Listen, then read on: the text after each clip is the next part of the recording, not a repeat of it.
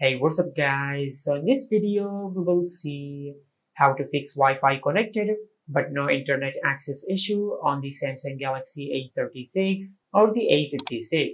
Now, first of all, just open settings, then go to connections. From here, just tap on more connection settings and tap on private DNS. Now, if private DNS is enabled on your smartphone, just select off and tap on save. Now once you disable private DNS, and if this did not fix your issue, now sometimes this problem appears when the date and time on your smartphone are incorrect. Now to fix this issue, just go back, then go to General Management. From here, just tap on date and time. Now if you tap on set date, you can set the date on your smartphone manually.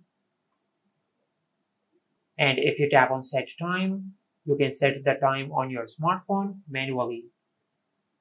Or you can enable this toggle and your smartphone will automatically set the date and time on your smartphone. After that, just go back and tap on reset. Now from here, just tap on reset Wi-Fi and Bluetooth settings. Then select reset settings. Now this option will not delete any data on your smartphone. It will only reset the Wi-Fi and Bluetooth settings on your smartphone. After that, just go to your home screen and reboot your smartphone. To do that, just swipe down from the top of the screen and open the control center. Then tap on the power icon and select restart.